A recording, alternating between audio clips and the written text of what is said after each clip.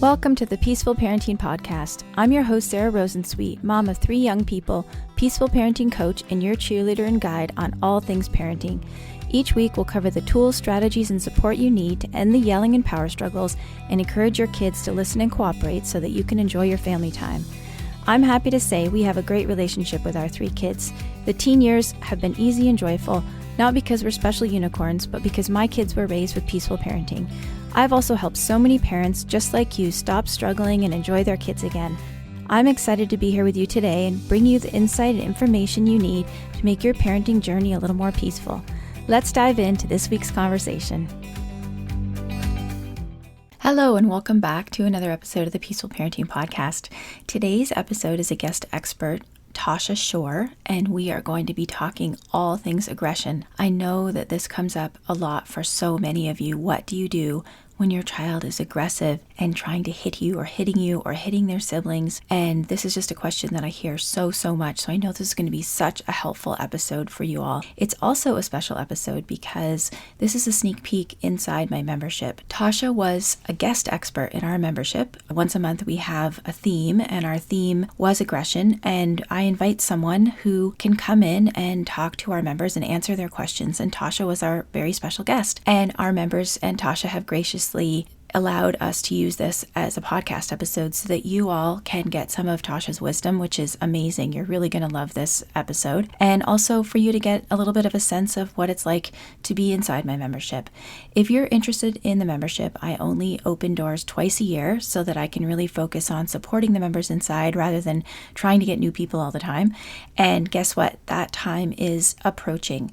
We are going to be opening the doors next week. That is the second week in April. If you're listening to this outside of that time and you miss it, you can still go to the same link to sign up for the wait list. So if you're interested in the membership, you can go to sararosensweet.com/membership, and you can either sign up to be notified the next time the membership doors are open, or you can check out the membership. The doors are going to be opening on Wednesday, April 12th, and will remain open for 1 week until Tuesday evening, April 18th. So again, if you're listening to this outside of those times and you're interested in the membership, go to sararosensweet.com/membership and sign up to be notified when we're opening the doors again. Or if you're listening to this within that time, you can check out the membership. If you're listening to this the day the podcast comes out, we will be opening the doors in 1 week. So it'll give you lots of time to check it out and think about it, and definitely tune back in for more details when we do open those doors. I'm really excited for you to meet Tosha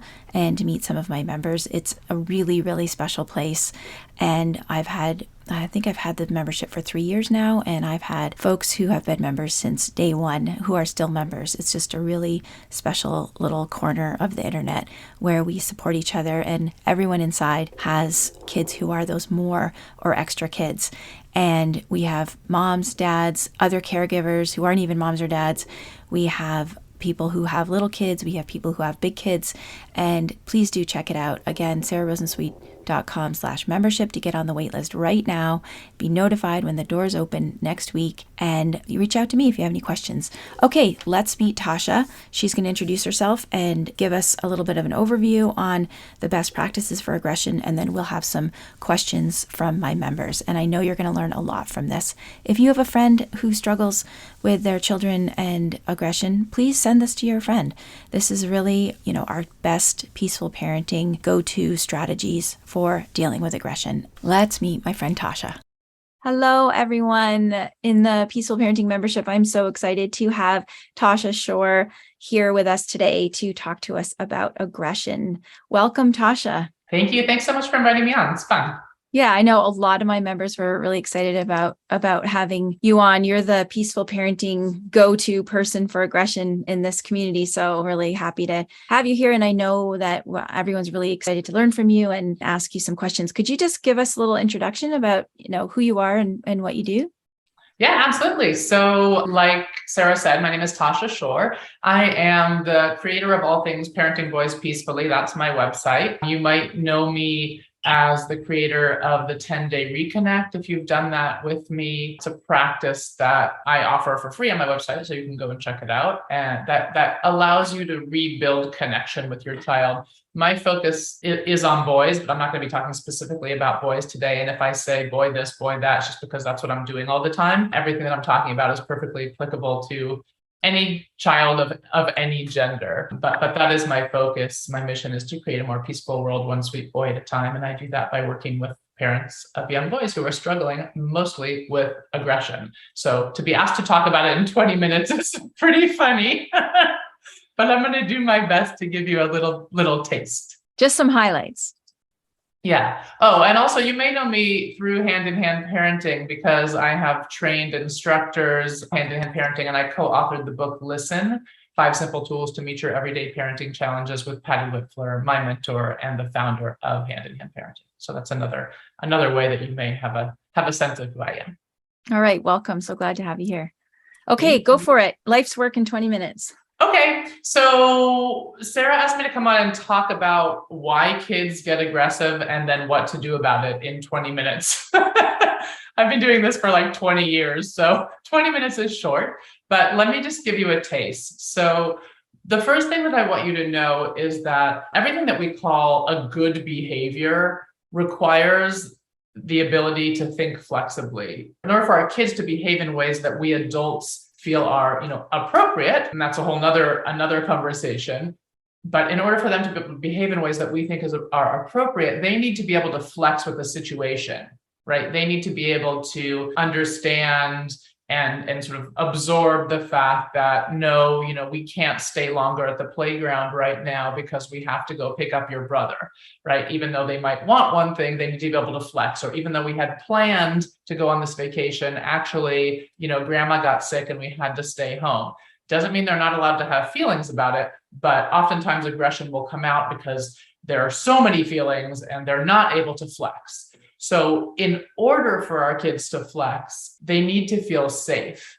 And many of you, if you're in the peaceful parenting community, and Sarah, I'm sure you talk about this. There's this part of our brain called the limbic system that's really like a radar that is essentially on all the time and trying to make sure that we're safe. And it's not like it's not the logical thinking prefrontal cortex part of our brain, right? It's emotionally based. So for example, like you might be in a meeting at work and somebody comes in wearing a perfume, and that perfume is the same perfume that your grandma used to wear when you were a kid.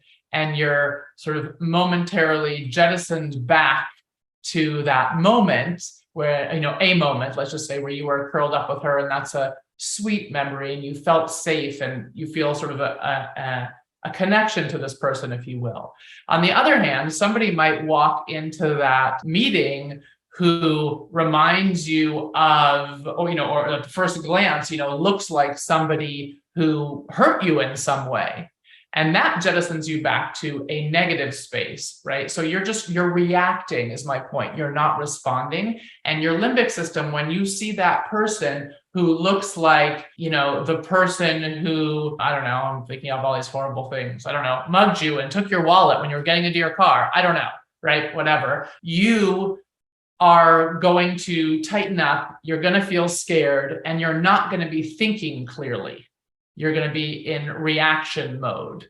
So this limbic system is a radar. And in order for your child to feel safe, that radar needs to be going, ding, ding. Oh, this person feels all right. Like, I'm good here. This teacher is cool. She likes me. This coach is good. She sees me. She gets where I'm struggling. Right? Oh, my parent understands me. So it's checking for this. And when it doesn't feel that safety, it's very hard for the good behaviors to come out, and aggression will often come out as a result. So like I was going to tell you a little short story. There was a client that I was working with, and her kid was having trouble in school. And this may be something that's familiar to you. He was getting in trouble at school, getting calls home, and he would come home from school and she would try to sit and do homework with him. And he would just be really off and he would throw the pencil and get really angry and not do the homework. And she would fall into this place of shame, feeling ashamed and embarrassed herself because she's getting the calls home from school. She's aware that other people know that this is going on. And she was passing that shame on to him, right? Because she didn't know what else to do and she was just frustrated. And so she would say all the things that we say, stop throwing that pencil.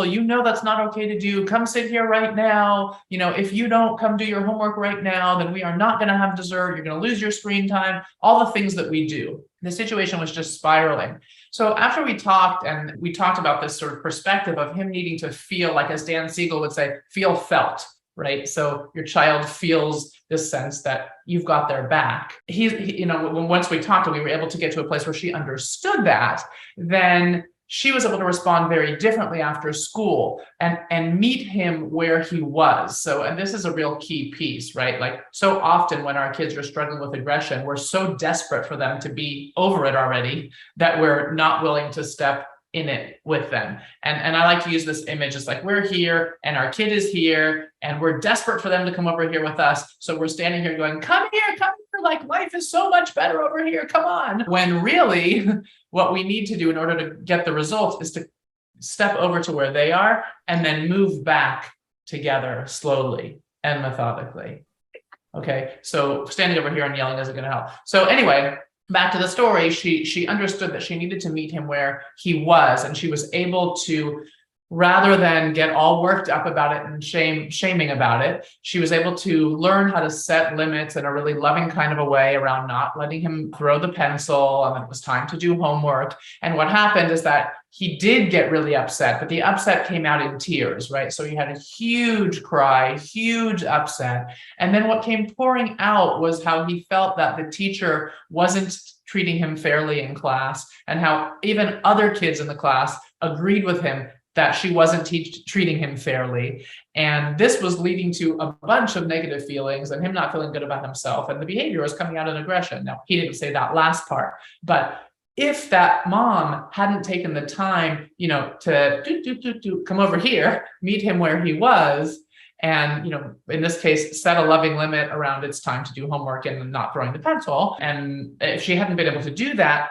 the tears wouldn't have come out, which is, it's like a stress release, right? You think about a time when you cried, like it's a stress release. You feel better. You can think better afterwards. We actually build intelligence by crying and getting the feelings out. So he was then able to offer information that he never, ever had been able to offer up until that point. So the why is really the why of aggression. I like to say that aggression is fear in disguise. That's almost what it is. And, that's connected to the limbic system and the not feeling safe, right? If we are able to look at our child's aggression as fear in disguise, it's going to be much easier for us to empathize with them and to move towards them to help bring them to a better place and to stay out of that place where we're much more likely to shame and to blame and to build resentment towards them because of the feelings that we're feeling and because of a sense of hopelessness.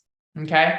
So there are a few things that you need to understand in order to stop your child's aggression. One is what I just said, that like almost always aggression is born out of fear. So just sit with that and see if that can switch your mindset a little bit and allow you to have a bit more empathy for what your child might be going through. Because if you think about it, if a child is scared, of course we want to go help that child, right? I mean, you're not going to get angry at a child and punish a child who's scared. You're going to go help that child.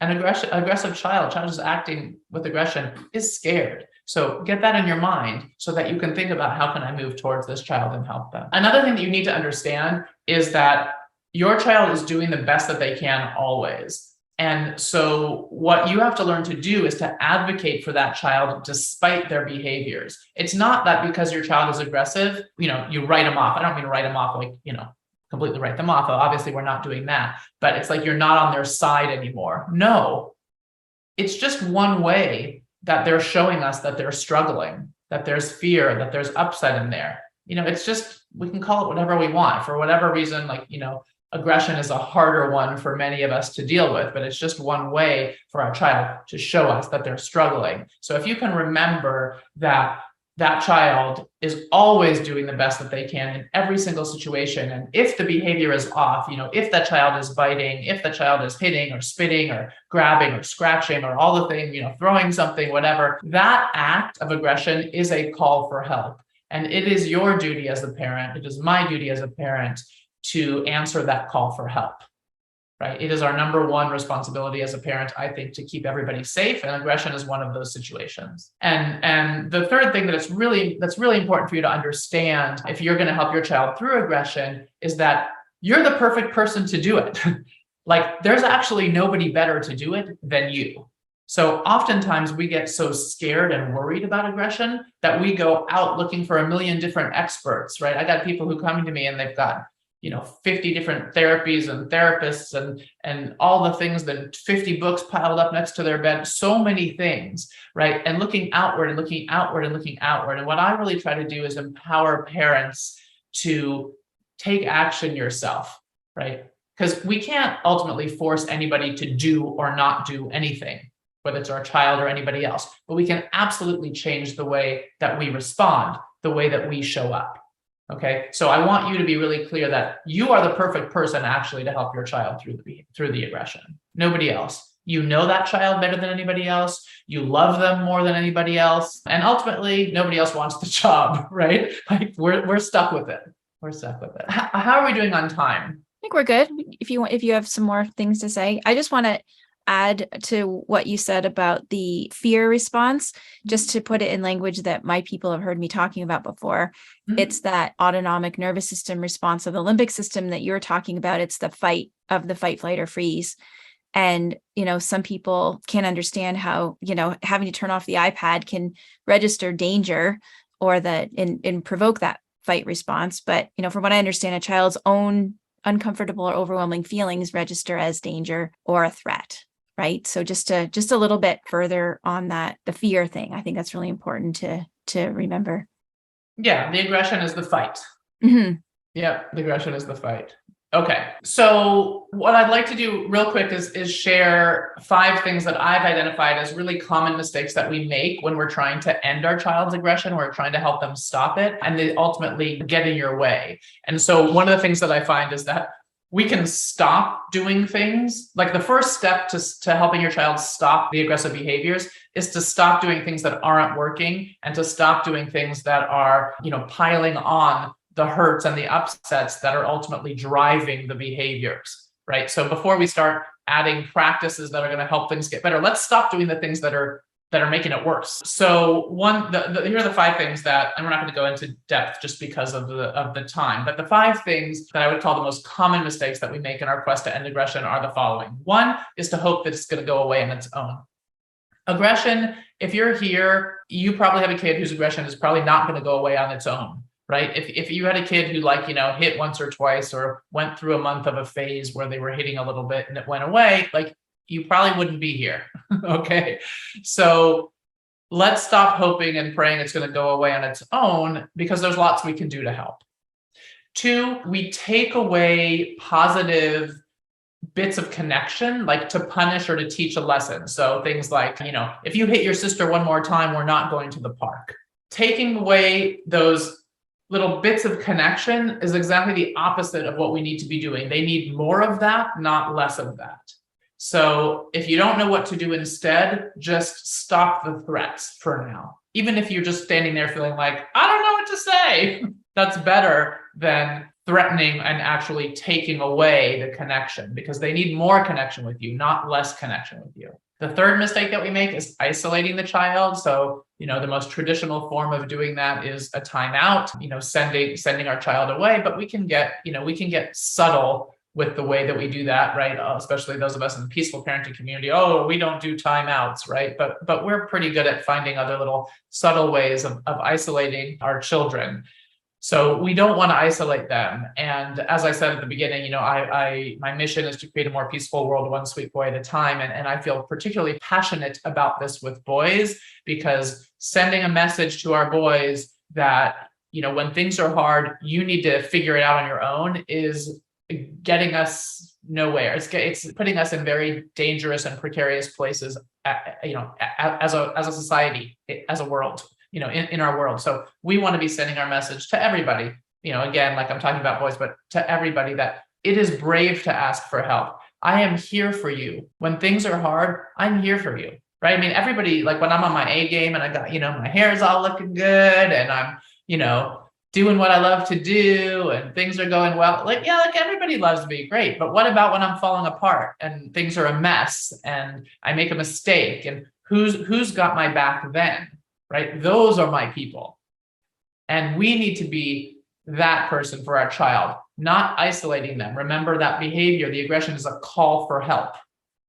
So we need to be answering that call for help, not, pushing them away when they're asking for help, even though the ask isn't a very nice way to be asked. I get that. For the fourth mistake that many of us will make, all of us make, I should say, is that we talk too much. We try to talk it out of them. And this is huge in the peaceful parenting community. Well, I speak to him really nicely. I'm respectful and all the things. Great. Is it working? No, that's why you're here. So if it's not working, I'm a fan of letting things go when they're not working. So if you're just talking and talking and you're turning blue because you're talking and talking and the behavior is not shifting, I would focus more on listening and less on talking. Your presence in and of itself, meeting that child where they are, is going to have a much bigger effect and a much more positive effect than you trying to convince your child to either behave or feel differently than they are. I mean, just think about yourself. I know about me, like if I'm feeling a certain way, if I'm sad, there's nobody who's going to convince me to not feel sad. Like that's just where I am in that moment. It will pass, but there's nothing that you're going to say to me that's going to make me unsad. And it's just a feeling. Like I get to have my feelings. Feelings are neutral. Feelings are important. Feelings make us human. And then the fifth mistake is that we isolate ourselves. So you are not doing this, right? You are in Sarah's community. You have one another.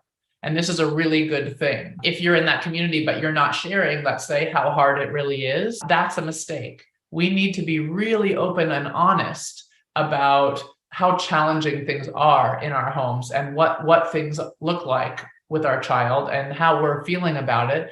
Because not only will it help us to make the change that we need to help, but it will break the isolation that other parents feel that they're also alone. Like one of the things I do is teach a course on aggression. And I think the biggest relief for everybody is like to be in this huge, room, Zoom room, with all these other people, tons of other people who are all struggling in a similar way. And they go like, oh my God, like my kid is not the only one, who hits me when he gets upset. I'm not the only one, who completely loses it when he does that. I mean, it's a huge relief to know you're not alone. And it's not about misery loves company. It's about being able to relax and know that you're not some, weird sort of outside the box, something's really off with you and your family thing. And instead it's like, okay, we can actually do this. If he can figure this out, I can figure this out. If she can figure this out, I can figure this out. And we can support each other in that. So I'll just say, Sarah, I know we're probably like way over time. Are we way over time? You did that's exactly 20 minutes. It's impressive. Okay. So maybe we just go into questions then rather Sounds than good. me going into practices for stopping the aggression, because that's just going to come out in the questions anyway. Sounds perfect. So if you have a question, raise your hand. And I'm going to start it off with a question from Beth, who couldn't be here today. And I'm actually very professionally interested in your answer, Tosha, because it's something that stumps me a little bit. She has an 8-year-old son, and she said his first reaction, and it's been going on for a long, long time. So as you said, that you don't wait for them to grow out of it, right, Tosha? She said his first reaction when he gets upset is to yell and hit, even if it's just something as simple as his sister making a face at him. I see a lot of this at home, but haven't received any feedback from his teachers that they're seeing it at school, although there have been a few incidents that she's heard about. I feel that I've tried a lot of things over the years and it hasn't gotten any better. I've practiced peaceful parenting for a while now, so I've tried a lot of different things. I don't generally yell or punish when he does hit, although I have to admit that recently I've slipped with the yelling as we're losing our patience with the hitting. I try to empathize with him and his anger and aggression, and we talk through other things he can do when he gets angry instead of hitting, such as breathing, walking away, hugging himself, telling us with words how he's feeling. We've tried using a calm button in the past, but that didn't seem to work for him. He always willingly participates in this exercise and usually says he will try to breathe or walk away next time, but he never does. He just hits out again the next time. It seems like it's such a strong impulse for him, and I don't know how to break the habit. It usually happens so quickly that we don't have time to step in before it happens. If he's really upset, he gets totally hijacked and will say that the person deserves it and that he wants to hurt them, and will sometimes chase to keep hitting after I've seemingly calmed him down. Okay. First of all, I want to say that I hear this all the time. There's nothing unusual about what this person said. And I think probably you can refer back to a lot of what I was just talking about. Like, I was thinking, right, the things that she's trying are higher brain functions, right? We're going to talk about it, and we're going to practice doing this, breathing exercise, so that when you get upset and things don't go your way, or somebody looks at you a certain way, you're going to, breathe instead of yell or whatever. But it's not working because his system in that moment is not feeling safe for whatever reason.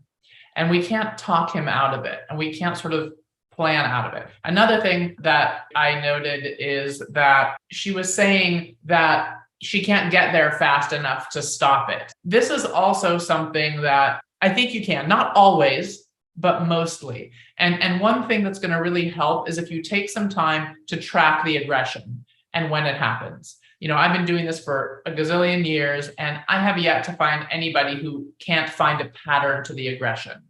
So, because when we have it, when we know, because when we're in this place of, oh my God, I can't get there in time, it just happens out of the blue and whatever, we're kind of in a victim-y place, and a place of helplessness where we don't feel empowered, and we're kind of like throwing up our arms. I don't know. Actually, it might be when he comes home from school, because apparently he's holding it together at school, right? We're not getting calls home from school. It might be if there's another parent, maybe a parent is away and comes back. It might be only with the sibling and only when they're alone. It might be before dinner when he's hungry. I don't know. There's a million things that it could be, but I really want to encourage this parent and all of you, if you're feeling like it happens out of the blue, it happens all the time. These are the kinds of things I hear. Track it, take a week and pay attention to when the aggression is happening so that you can be ready to stop it before it starts. Because another thing that I want to say is that our kids never want to hurt us. They really don't want to hurt us. And when they quote unquote succeed, more hurt sets in, and that sets off more aggressive behavior. Right. So you can't see here, but I have this scar on my arm right here from when one of my kids was little and he scratched me. And to this day, and he's 20, right? And to this day, he'll look at my arm and go I did that. And I still say, you didn't mean to do that. I didn't cut your nails. You were little, you were upset, and I'm fine. It's okay. It's okay. You didn't mean to. But he carries that.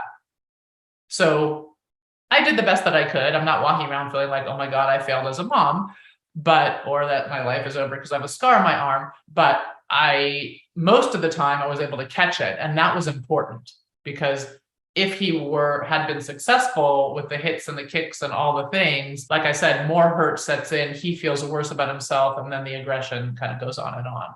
So I wanted to address those things. In terms of in the moment, the trick is really to, like I said, get a sense of when it's happening, be ready for it, and then be able to set loving limits. You can do that playfully. You could do, actually, in our book, Listen, we talk about the vigorous snuggle, which I really love. Sometimes this works. It depends on your child. It depends on the age, and it depends sort of on the intensity of the aggression. Sometimes play doesn't work with aggression, and it's sort of putting fuel on the fire. But I have kind of a feeling with this kid that it might work. And what that looks like would be something what did he do? He yelled. His sister made a face at him, looked at him the wrong way. Right. His sister made a face at him, and so he yelled or something, right?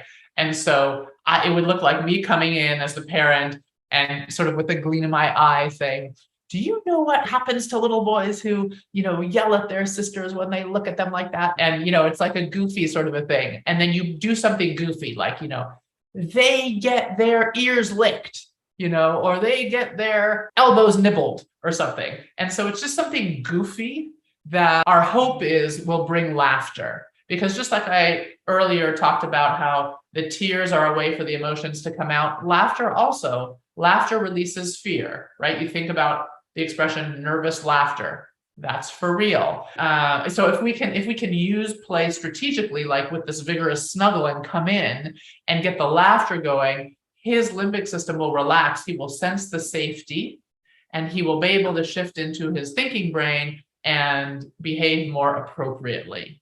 Do you see what I mean? How would you respond to the revenge question where, she said that he seems to be calm, but then he'll go after somebody again because he thinks they deserve it or he wants to get them?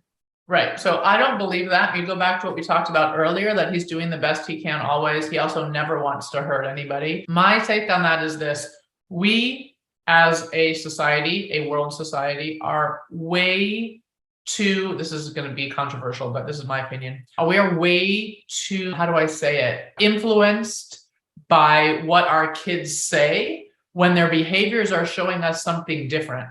So I don't take these things personally or seriously. When a child's brain, like, okay, Dan Siegel talks about flipping your lid, right? So you've got your limbic system in here as your thumb folded in, and then your prefrontal cortex up here. And essentially, right, your upstairs brain here and your downstairs brain need to be talking to each other like this so that you can function well.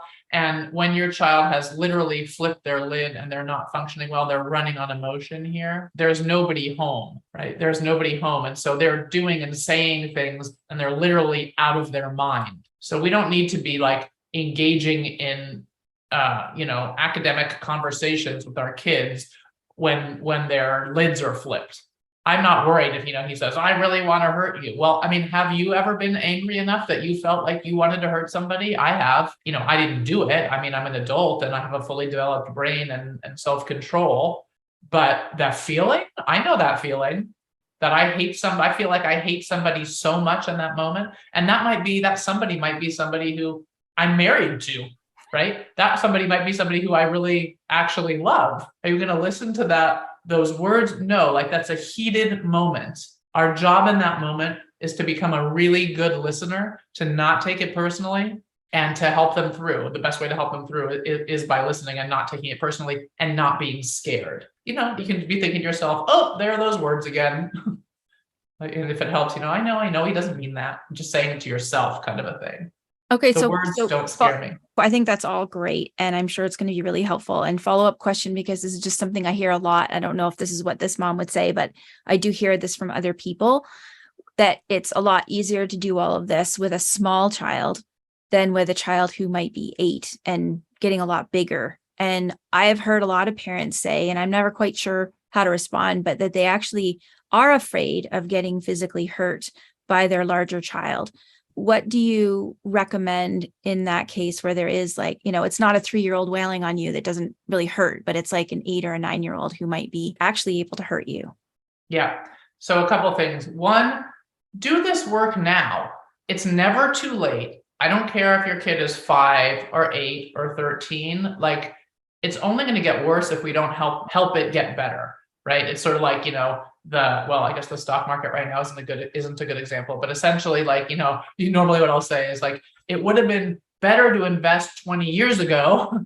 10 years ago would have been better than now, but today is better than next week, especially with the stock market, I guess, but you know what I mean? So it's not too late. You can do it. Oh, and by the way, I'm teaching this course right now, this aggression course. And the number one thing that people said when they came in was oh, I was thinking about doing this last year, the year before. This one woman said, I've been looking at this for 5 years. I'm thinking to myself, why are you looking at this for 5 years? Because now your kid is 10 instead of 5, right? We do this. Address it now. Don't wait. The other thing I would say is work on your feelings of fear, because it is really important for us to be able to show up. Your child is scared, right? Remember, that's what the aggression is. There's fear in there. So when you're scared, just imagine if you're on a plane and there's turbulence and you're terrified of flying like me, and the pilot got on or not even the pilot, or the pilot or the flight attendant or whatever was also you looked at them and they're scared. I don't know about you, but I spend a lot of time on flights looking at flight attendants to make sure that they're calm,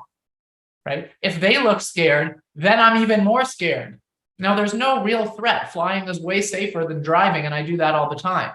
But I have an irrational fear, and I'm scared, and I'm looking for somebody to borrow their brain so that I can calm myself just to get through the flight, right?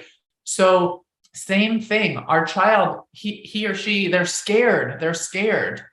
And they need us to reflect back the message of, I see you're scared. Not to say these words out loud. I'm not a fan of that. But the message is, we're going to get through this. We're going to get through this. It's like, I can handle this. I'm not afraid of you. So if you are scared, you need to deal with that, however you deal with that, right? There, in our book, we talk about listening partnerships. That's a practice that I use to work through my fears. I have no idea how to get over fear of flying. I haven't figured that one out yet.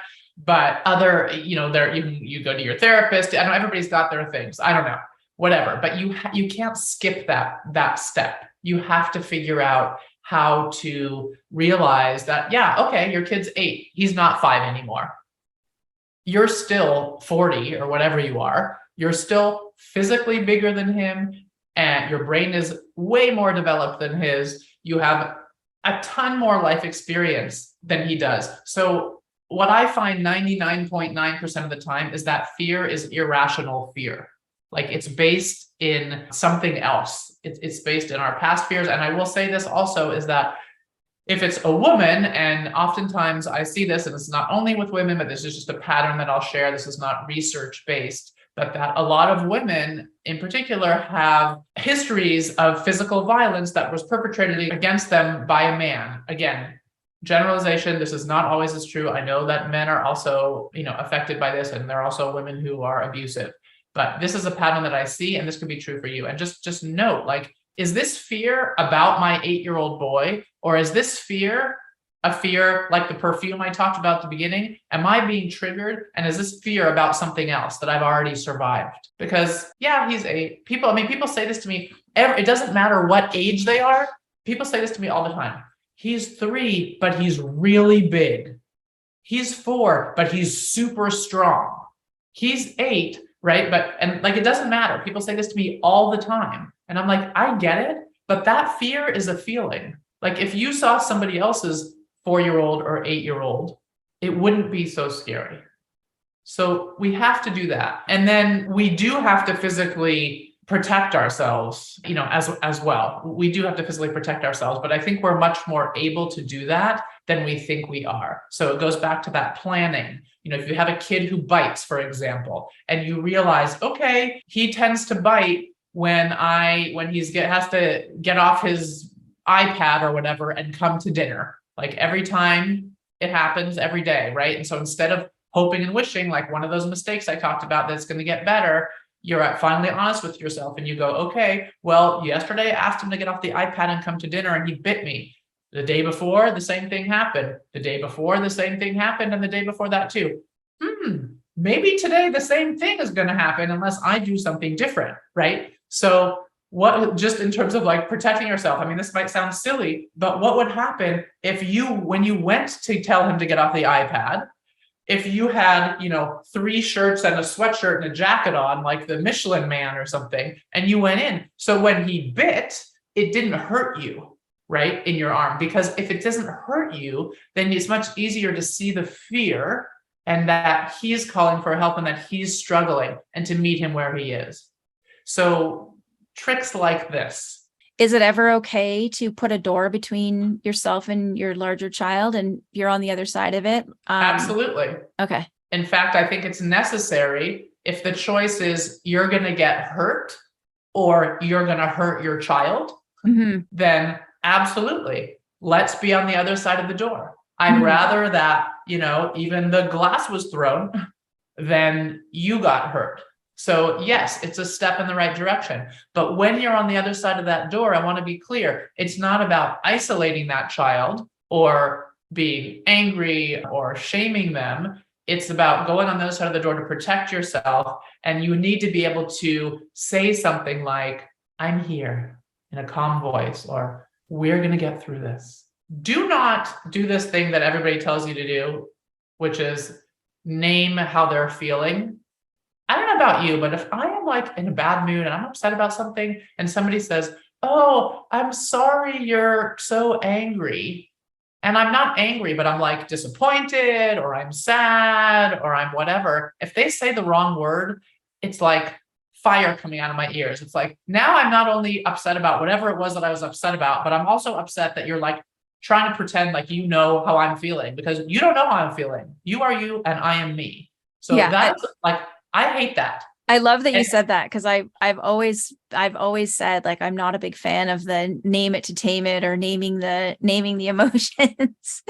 yeah. And to be clear, like, I think it's important to teach emotional intelligence, but I think it's a much shorter path, of a teaching path, to listen and allow the feelings to come out, because kids know, they have an innate sense of justice. They know right from wrong. But I do think it's good to teach through, you can read books about emotion, you can talk about feelings, you can, by the way, model, right? So you can say, when you come home from work and you're just in a grumpy mood and it's coming out, you're slamming this down and whatever. And, you might just stop for a second and say, oh my gosh, I'm feeling really angry about something somebody said to me. This isn't about you. I just have all this anger right now. I'm feeling angry, right? This is what it looks like. This is what it feels like inside. I feel like a knot in my stomach. I feel like I want to do something mean to that person, right? But you're not.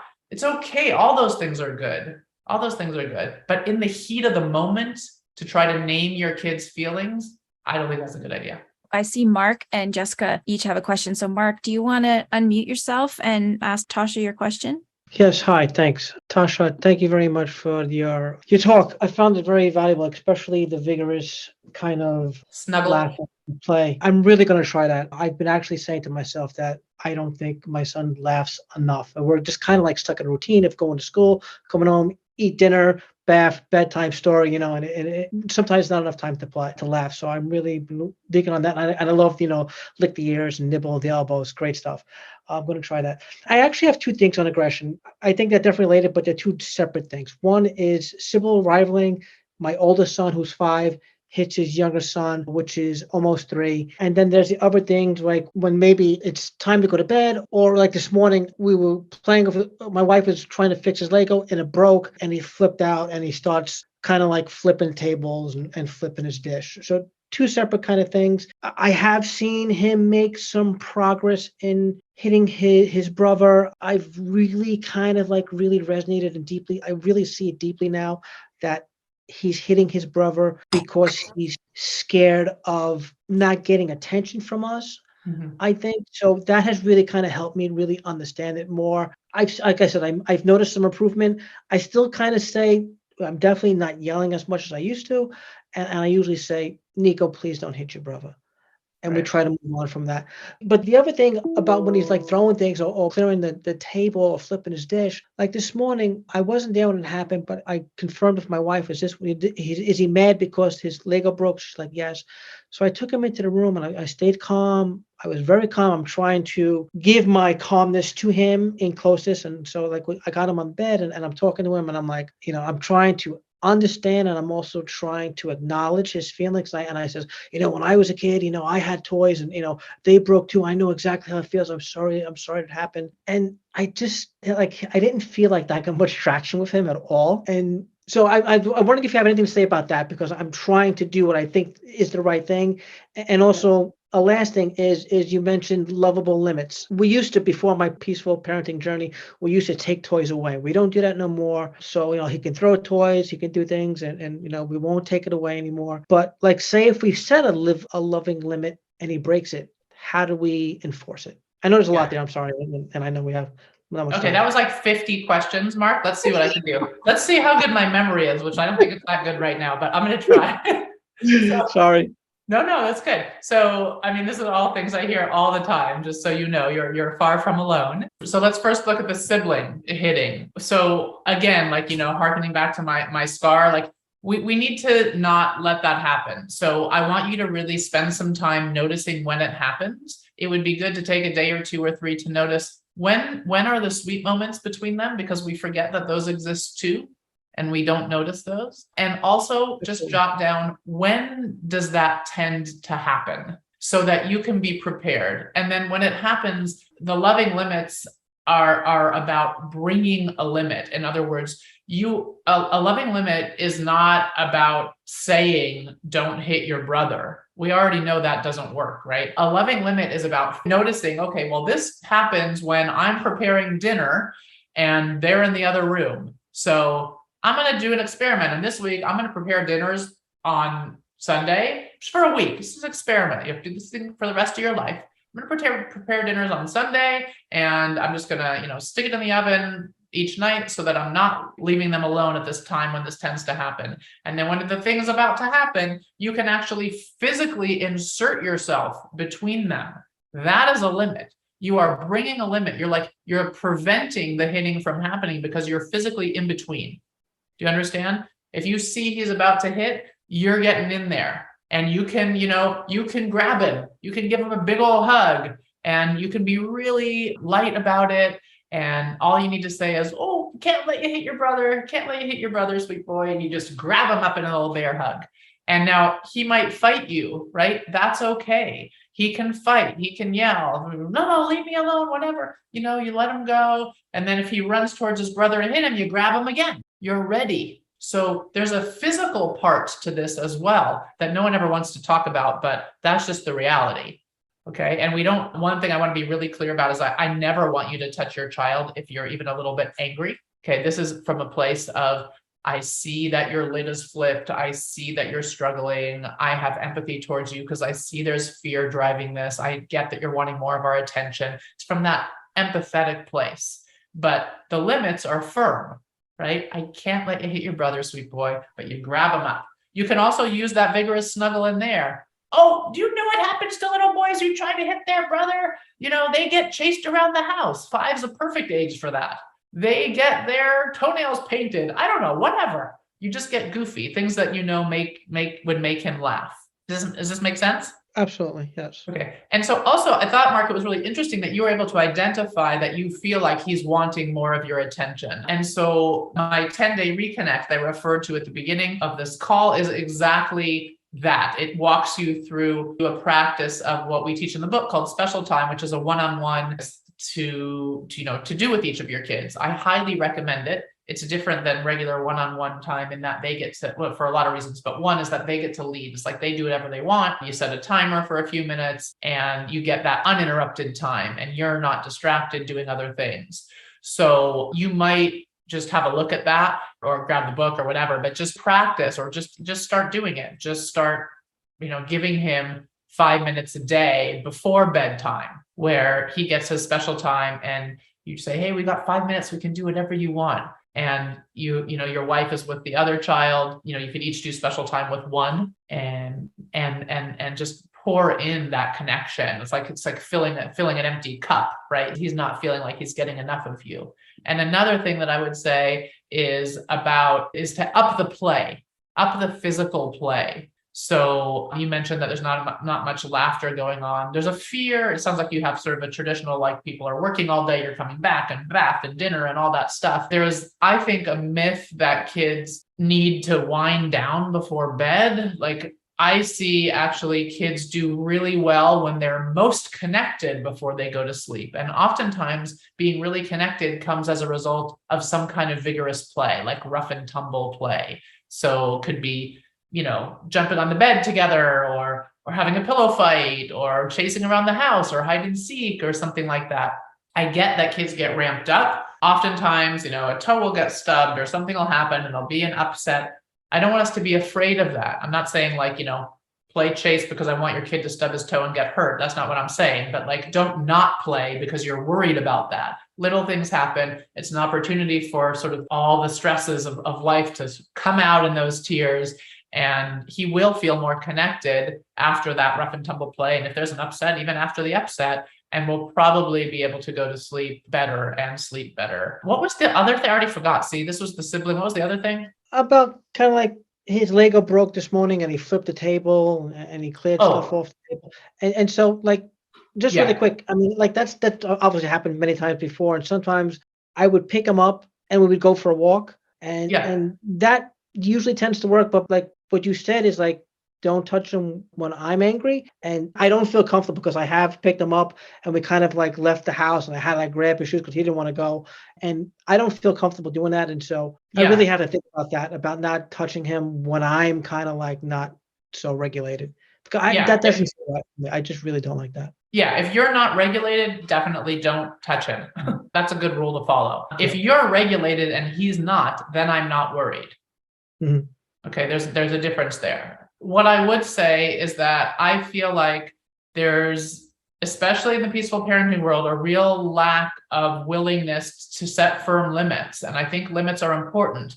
Limits are a real gift to our kids. They allow our kids to feel safe. They're like guardrails on the highway, right? They allow us to feel safe. So, and like I said, I feel like keeping our family and ourselves and things safe is our number one job as parents. And so I don't really want your tables getting flipped and things getting broken. I would like you to actually get in the way of that happening. You don't need to touch your kid, but you might, like if he's going to go flip the table, you might run after him and just sit on the table or hold the table down. In other words, you're preventing the destruction from happening without holding him if you're dysregulated. Does that make sense?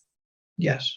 So I don't really want, okay, he's mad and he's throwing his Legos. Okay, you're throwing your Legos, whatever, they're Legos. But if then he's running around and he's, tossing the candle on the floor and pulling the books off the shelves, no, I don't want that to happen. And so can you instead, if you're not quite regulated yet, and I want you to get to a place where you can be by doing your own work, but until that you're there, right? Like, can you stand in front of the bookshelf so that the books don't get pulled off? Got it. Yeah, to play more preventative role. Exactly, rather than going towards him when you're dysregulated. Got it. Is that Cool. helpful? Thank you so much. Yeah, no, absolutely. Yeah, I'm sorry. I feel like I took up so much time. No, Thanks no. for- Believe me, this is exactly the kind of question that everybody has. So Totally. that's what I love questions, because I'm answering to you, but I'm actually answering to everybody. It's helpful for everybody. Don't worry. Tasha, do you have time for another question? Yeah. Okay. Jessica, do you want to ask your question? Sure. So my question is, my daughter, she's 5. And so this just happened last night. And I guess I don't know if I handled it correctly or if there's a better way to handle it. So when she gets frustrated, she gets aggressive, which, like you said, is her being scared. So she wanted to super glue the bow back on her stuffed animal's head, and it was 8:30 at night. She's out from school, so I don't set a bedtime. We're hanging out. Her brother was sleeping, so we were just hanging out on the couch, but I told her no, that we're not going to pull out the super glue and glue it together. So she got upset about that and she threw it at me. And then she had it's just a stuffed animal, so then she had another stuffed animal and she threw it at my face. So I took them and I brought them, and I didn't say anything. I took them and I brought them to the garage and I said, I think they need a timeout. And so she went to try and go out there and get them, and I just kind of stood in front of the door so she couldn't go outside. And then she got upset and she tried hitting me and kicking me, and I just kind of like put my hands out to kind of keep her like arm's length away so she couldn't hit me. And then I tried getting her to play. Like I didn't know what else to do. And then she kind of like, when she gets frustrated, she'll just be like, and she'll just scream really loud. So she did that. And then I kind of got her playing a little bit and laughing. So that kind of like diffused everything. And then we talked about it. She apologized and everything was fine. But I guess my question is like, did I handle that okay? Is there some way different that I could have done that? Like I felt when she swears at me or calls me names, like it's not a big deal to me. It doesn't bother me. But when she threw the toys at me, like I could just feel myself getting really frustrated. And I was just like, I don't want to threaten her right now. I don't want to hit her. I don't want to yell. But I was like, I could just tell that I was not in a good place. So I had to walk away. So I took the toys with me, put them in the garage, but I didn't want to say, you're not getting your toys, because Right. I knew that wasn't the right thing to do. So yeah. Right. How should I? I think you did great in that, you stayed calm, you are conscious of what you're doing, you're making choices. Like this is a good thing. One thing that really struck me about what you said is that, well, she can swear at me and it doesn't bother me, but when she threw those toys at me, that really got to me. So what I want to point out is that that's true for you, but I'm looking at other people here. Corey might get really mad if their child swears at them, but like if they threw a stuffed animal, no big deal. Why is this important? Because these are all our own triggers. They're our own feelings. It's not that one is worse or better than another. It's all about us, right? It's like, what is what sort of baggage are we carrying forward with us in our parenting? What are we showing up with?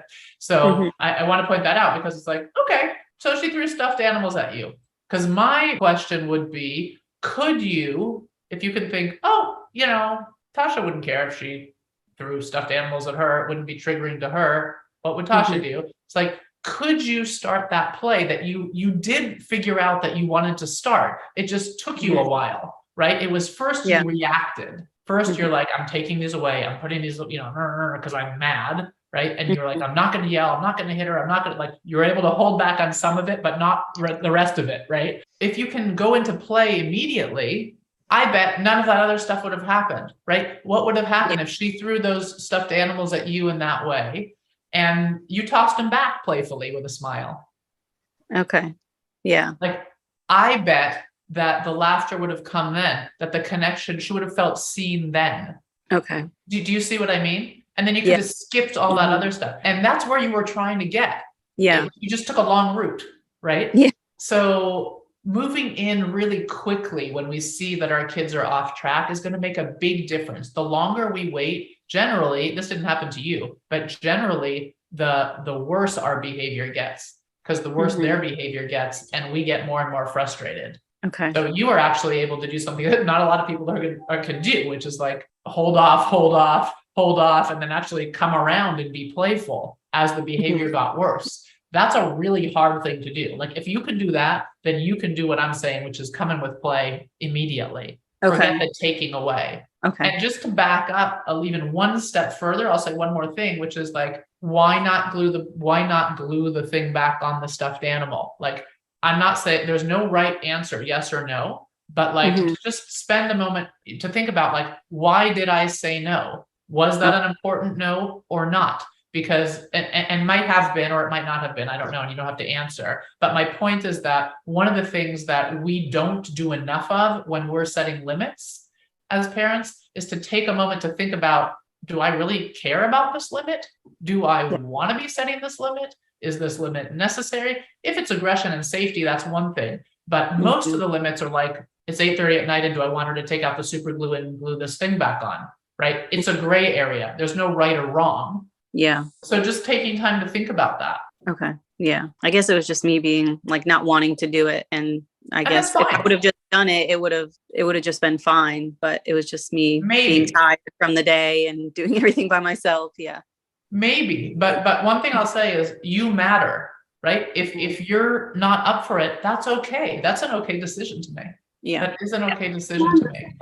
But you just want to be clear that if you make that decision, like, I'm just gonna go ahead with the gluing on, and there's still gunk in there in her emotional system that needs to get out, then, when you go to brush your teeth, there's going to be another something, right? Our kids want to heal. But it's like, if you think of this yucky feelings inside, like, they want that to come out. And so if we don't offer a safe space for it to happen in one moment, it'll come out in another moment. Yeah. We always have more opportunities, not to worry. Thank you.